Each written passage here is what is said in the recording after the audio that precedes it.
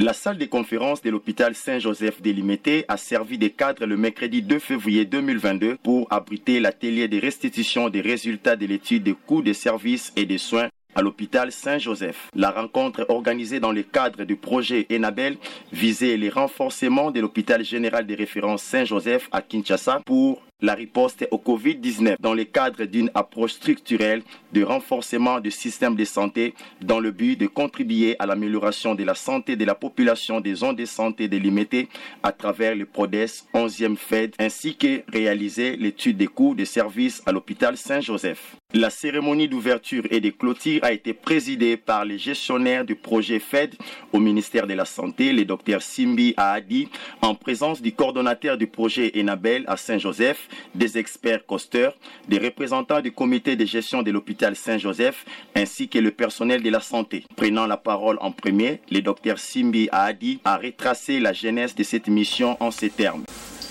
Il faut que l'hôpital mette en place un système de tarification forfaitaire. Donc, l'hôpital Saint-Joseph doit faire évoluer son tarif. Il doit quitter le tarif à l'acte actuel et il doit migrer vers un système de tarification forfaitaire. Donc, le tarif doit être forfaitaire. Mais pour avoir un tarif forfaitaire, il faut au préalable réaliser les études. Et les études et les coûts déterminent combien coûte la production des soins dans cette hôpital.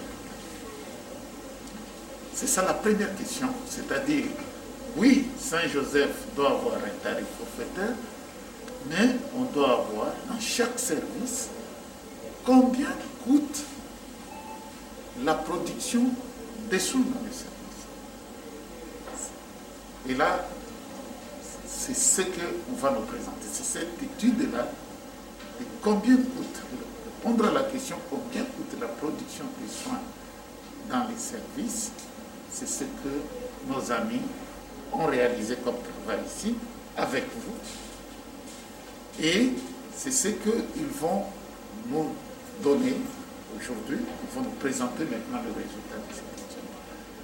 Donc, ici, la présentation sera une présentation pour nous dire combien coûtent les soins pédiatriques. On n'est pas encore au niveau des tarifs. Le travail que vous faites, exemple, pour produire une césarienne, pour faire une césarienne, ça coûte combien? Pour soigner un enfant malade en pédiatrie, ça coûte combien? Pour consulter un patient diabétique, ça coûte combien? Et c'est ce qu'ils vont faire. Après la cérémonie d'ouverture, s'en est suivi la phase de la présentation des résultats de la mission des experts par le Dr Yakim Kabangu. Selon les rapports des experts, résumés en 7 points essentiels notamment, la présentation de l'hôpital, la composition de l'équipe, l'introduction, le déroulement de l'étude, la méthodologie, le résultat brut, enfin la conclusion. D'après les rapports, le coût total de production des différentes interventions de pathologie s'élève à 1 825 726 millions de dollars américains, a indiqué le Dr Yakim Kabangu. En outre, le Dr Yakim Kabangu a rappelé à l'assistance l'importance de l'appropriation de ces résultats ainsi qu'à leur diffusion à tous les niveaux. Après avoir fourni des indications de manière concise et synthétique, s'en est suivi une série de questions-réponses. Il y a le COG, mais le CA c'est au niveau du bureau central et j'ai vu 9 personnes qui doivent être là. Bon, je voulais avoir l'éclaircissement. Le coordonnateur du projet Enabel à Saint-Joseph, le docteur Abimana Joseph, a exhorté et émis le vœu à tous les participants présents à ces assises à capitaliser les résultats de cette mission pour améliorer la prise en charge dans cette formation sanitaire, mais également il a réitéré l'engagement de sa structure à soutenir le ministère de la Santé publique dans la mise en œuvre de sa politique sanitaire. Nous exhortons le staff de l'hôpital de bien vouloir s'approprier, en tout cas, les résultats pour la production de tous les travaux qui ont été menés, en commençant par l'état des lieux, en passant par l'étude du plan de développement des ressources humaines, et puis il y a l'étude du professeur Tsengue qui a fait le plan d'établissement hospitalier. Ce sont des éléments qui se suivent et qui pourront permettre aux agents de l'hôpital de comprendre le milieu dans lequel ils travaillent à travers toutes ces données-là.